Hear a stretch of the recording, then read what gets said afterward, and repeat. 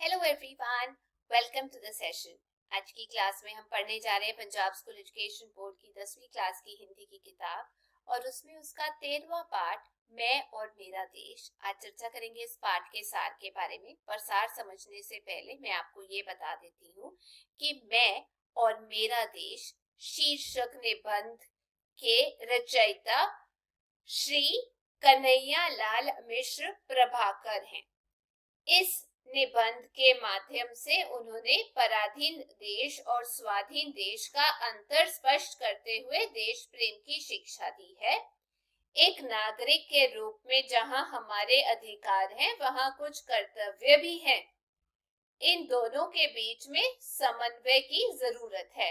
पराधीनता का दर्द लेखक की मान्यता है कि वह अपने घर में जन्मा पला और आस पड़ोस में खेल कूद कर बड़ा हुआ है। अपने नगर के लोगों से मिलजुल कर उनका सम्मान करते हुए उनसे सम्मान पाता रहा है। वह सदा एक दूसरे के काम आया है तथा अन्य भी उसकी सहायता करते रहे हैं। इस प्रकार उसे लगता था कि वह पूर्ण रूप से संतुष्ट व्यक्ति है, किंतु एक दिन उसके इस आनंद में बाधा पड़ गई जब उसे ये पता चला कि पराधीन व्यक्ति की स्थिति बड़ी हीन होती है। इसका पता लेखक को लाला लाजपत राय द्वारा व्यक्त किए गए अनुभव से चला।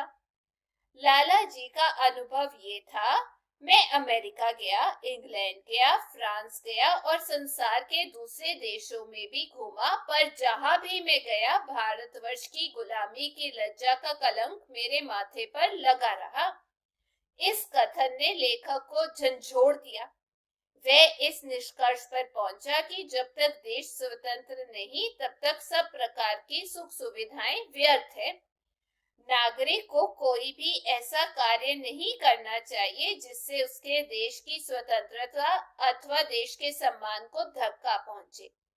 नागरिक भी देश के सम्मान का अधिकारी है। देश का गौरव कैसे बढ़ाएं? देखिए, हर एक व्यक्ति अपने देश के गौरव को बढ़ाने में अपना योगदान दे सकता है। ये सोचना कि एक व्यक्ति देश के लिए क्या कर सकता है, गलत ढंग से सोचना है। जहां युद्ध में लड़ने वालों का महत्व है, वहां युद्ध में सामग्री पहुंचाने वालों तथा उस सामग्री का उत्पादन करने वालों का भी महत्व है। किसान खेती न उपजाए तो रसद पहुंचाने वाले क्या कर सकते हैं? इतना ही नहीं, युद्ध में जय बोलने वालों का भी महत्व होता है।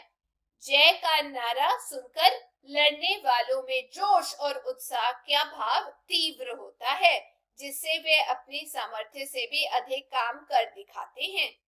दर्शकों की तालियां खिलाड़ियों को उत्साहित करती है।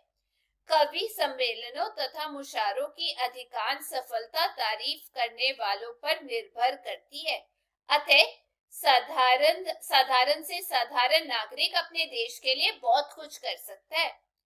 कहावत प्रसिद्ध है कि अकेला चना भार नहीं फोड़ सकता, पर इतिहास इस बात का साक्षी है कि अनेक बार अनेकेले व्यक्ति ने भी बहुत बड़ा चमत्कार कर दिखाया है। अब देशभक्ति का उदाहरण।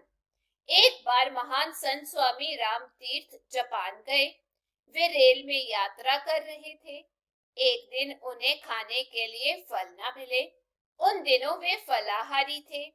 फल न मिलने पर उनके मुंह से निकला, जापान में शायद अच्छे फल नहीं मिलते। एक जापानी युवक ने स्वामी जी की ये बात सुन ली। वह युवक अपनी पत्नी को रेल में बिठाने आया था। वे दौड़कर कहीं दूर से फलों का ताजा टोकरा लेकर आया और स्वामी जी को भेंट कर दिया। स्वामी जी ने उसे उन फलों का मूल्य देना चाहा, पर उस युवक ने कहा, आप इनका मूल्य देना ही चाहते हैं तो आप ये है कि आप अपने देश में जाकर किसी से ये ना कहिएगा कि जापान में अच्छे फल नहीं मिलते। युवक के इस देश प्रेम ने स्वामी जी का मन मोह लिया। अब देश को कलंकित करने का उदाहरण देती हूँ। एक अन्य घटना भी सुनिए आप। हुआ ये कि किसी दूसरे देश का निवासी एक युवक जापान में शिक्षा प्राप्त करने के लिए गया। उसने एक सरकारी पुस्तकालय की एक पुस्तक में से कुछ दुर्लभ चित्र निकाल लिए। किसी जापानी युवक ने उसकी इस हरकत को देख लिया। उसने पुस्तकालय अध्यक्ष को इसकी सूचना दे दी। पुलिस ने उस विद्यार्थी के कमरे की तलाशी ली और चित्र प्राप्त कर लिए। इसकी वजह से उस विद्यार्थी के अपराध से अपने सारे देश को उसने बदनाम कर दिया। पुस्तकालय के बाहर बोर्ड पर लिख दिया गया कि उस देश का कोई निवासी इस पुस्तकालय में प्रवेश नहीं कर सकता। अब हम बात करते हैं कमाल पाशा की महानता के बारे में।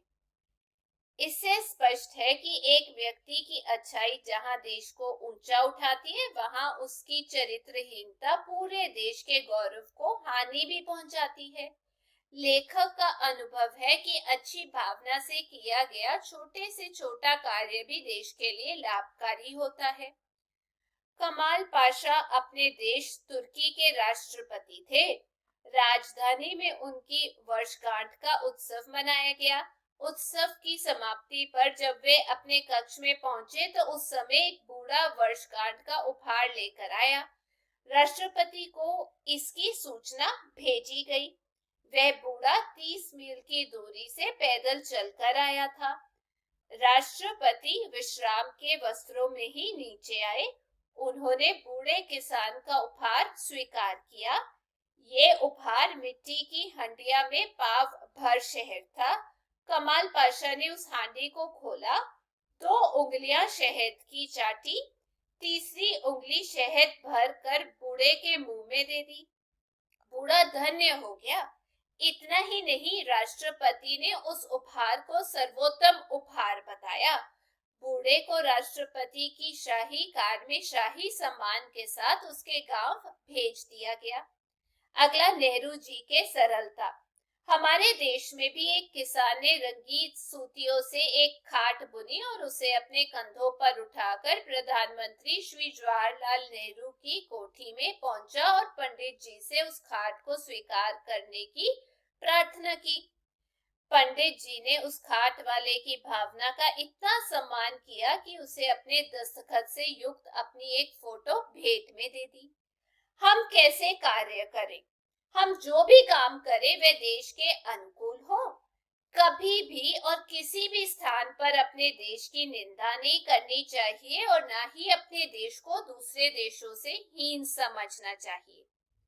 अपने देश की निंदा करना अथवा उसे हीन कहना अपने देश की शक्ति बोध को भयंकर चोट पहुंचाना है। इससे देश की सामूहिक मानसिक बल को चोट पहुंचती है। शल्य महाबली कर्ण का सारथी था। जब कभी कर्ण अपने पक्ष की विजय की घोषणा करता, तभी वे शल्य अर्जुन की अजयता का उल्लेख भी कर देता। इस तरह उसने कर्ण के आत्मविश्वास में दरार डाल दी।